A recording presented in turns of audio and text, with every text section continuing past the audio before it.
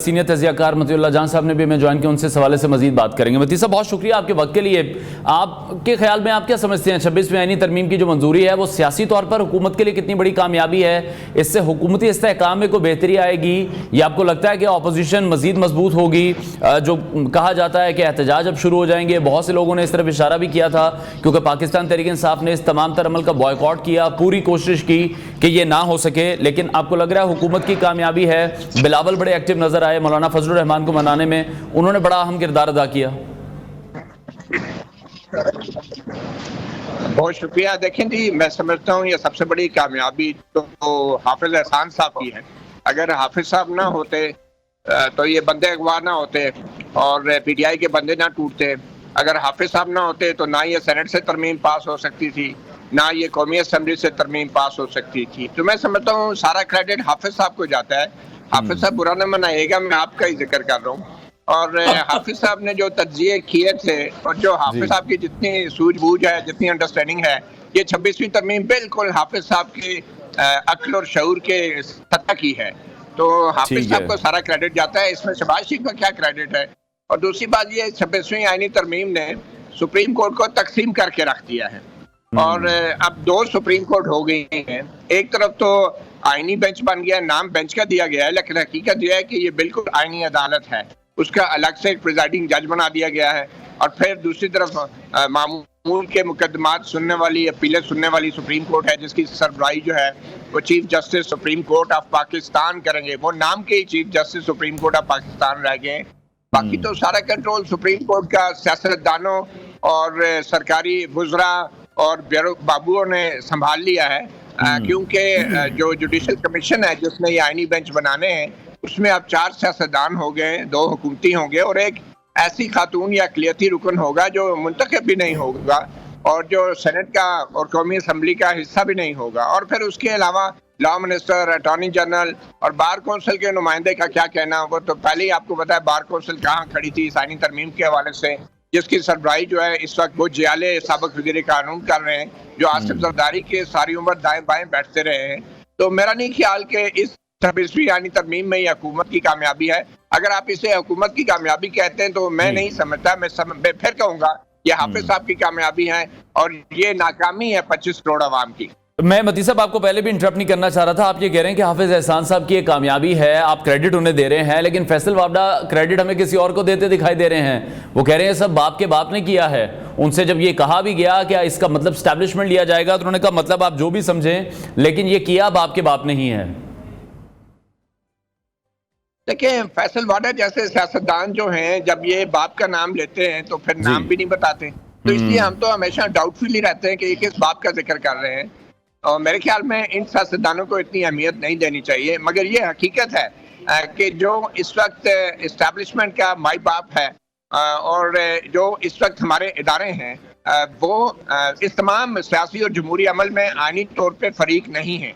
और ये ऐसा एक अजीब सितम ज़रीफ़ी है कि जो सियासी जमात जिसका झंडा नहीं है, जिसका डंडा है, वो फरीक ना होते हुए भी आईनी तौर पे वो सारे फायदे उठाती है और वो सारी रिलीफ जबरदस्ती खुद लेके चली जाती है। और जब कोई सियासी जमात किसी अदालत में फरीक ना हो तो कहा जाता है आइन में ये है, कानून में ये है।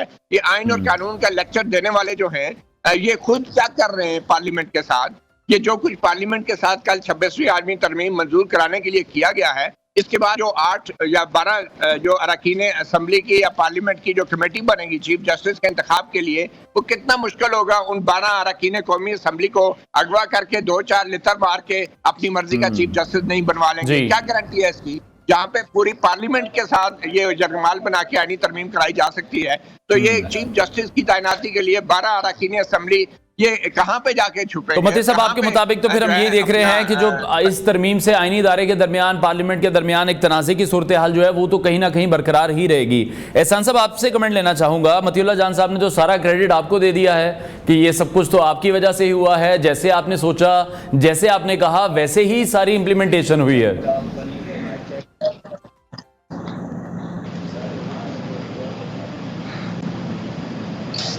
कोर्ट के अंदर मिलते हैं, अगर आप इनको देखें पिछले 12-14 साल से जो है, तो पहले ख़ुद ही किसी शख्स को उठाते हैं, फिर उस शख्स के पीछे जो है वो क्रिटिसिज्म भी उस लेवल का चले जाते हैं। इफ्तिखार चौधरी से लेके फ़ाइज़ ईसा साहब के अंदर जो है, इसी तरह पार्लियामेंट के मुतल्लिक कभी खुद ही उसको उठाते हैं, कभी खुद ही उसको बिठा देते हैं, कभी उसके बाद जजेस के कॉन्डक्ट के ऊपर खुद ही उस लेवल की बात करते हैं। और फिर लेकिन मती साहब तो हमने हमेशा देखा है कि वो सिचुएशन बेस्ड क्रिटिसिज्म ही करते हैं, वो किसी को फेवर नहीं कर रहे होते, वो किसी के जानबूझ के नहीं किसी के लिए इस तरह के अल्फाज इस्तेमाल कर रहे होते। लेकिन सिचुएशन देखे ना, लेकिन नहीं अनवार, एक सेकंड सुन लेना अनवार, सिचुएशन बेस्ड तब हो ना कि जब वो उसके अंदर कंसिस्टेंसी भी आए। अगर कंसिस्टेंसी नहीं है उस चीज़ के अंदर, अगर यही पार्लियामेंट का इशू है या यही सुप्रीम कोर्ट है, तो काजी फ़ाइज़ ईसा साहब के साथ जो किया जा रहा है वो ज़ेब देता है हमें सबको।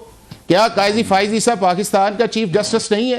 क्या पाकिस्तान की जो पार्लियामेंट है उसके अंदर जो है, अगर ये सारे लोग बैठे हुए हैं, ये उस प्रोसेस के अंदर हैं, या ये जो कल अमेंडमेंट्स आई हैं, किसी एक पीटीआई के शख्स ने कहा है कि ये अमेंडमेंट्स जो है इसके अंदर हम इनके जो नुकात हैं हम उनसे एग्री नहीं है? मौलाना फजलुर रहमान साहब की आपने कंक्लूडिंग स्पीच सुनी है? उन्होंने कहा जितना ड्राफ्ट भी था उसके अंदर इनकी कॉन्करेंस थी, इनकी मर्जी उसके अंदर शामिल थी।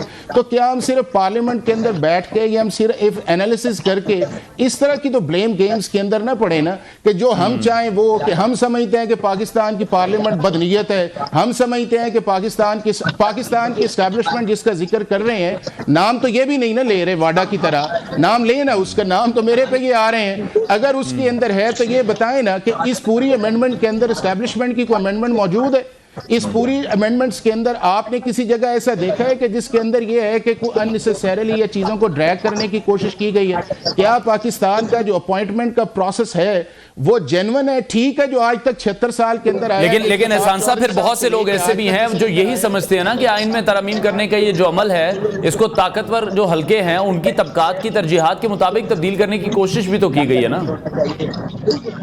नहीं, मुझे ये बताएं ना कि गवर्नमेंट अगर चाहती है, प्राइम मिनिस्टर अगर चाहता है कि एक काम करना चाहिए, आपके सामने नहीं आई सारे मामले जो हैं वो आपके हैं, क्या मुझे ये बताएं कि पाकिस्तान का चीफ जस्टिस जो है अनब्रिडल्ड है? अगर अनब्रिडल्ड है तो फिर मान लें जो जस्टिस फ़ाइज़ ईसा कर रहे हैं, फिर क्यों उनके पीछे पड़े रहते हैं? फिर क्यों जस्टिस बंदयाल के पीछे पड़े रहते हैं? फिर क्यों हम बेंचेस के पीछे पड़े रहते हैं? अगर सिस्टम के अंदर बेहतरी है वो आनी चाहिए। एक तरफ हम क्रिटिसाइज करते हैं और दूसरी तरफ हम डिस्क्रेडिट करते हैं और तीसरी तरफ हम अपनी ख्वाहिशात के ऊपर चले जाते हैं। चूंकि प्रॉब्लम यह है कि हमारा जो ऑडियंस है वो आम आदमी नहीं है, हमारा ऑडियंस है सोशल मीडिया वाला, और सोशल मीडिया के अंदर जितनी हम चीज़ों को एग्जैजरेट करेंगे, पाकिस्तान के इदारों के खिलाफ बोलेंगे, उसके मुतालिक हमें यह समझा जाएगा कि जी हम बड़े सुप्रीमेसी और रूल ऑफ लॉ के अंदर है। नहीं एहसान साहब, बिल्कुल किसी सूरत भी इदारों के खिलाफ तो बात नहीं करनी चाहिए। हमें ही अपने इदारों को मजबूत करने की भी जरूरत है। इदारों के दरमियान टकराव भी नहीं होना चाहिए। इस टकराव की सियासत को खत्म करने की बात होनी चाहिए। अपने जो मफादात तमाम इदारों के इस वक्त बन चुके हैं, इसलिए यहां पर आज ये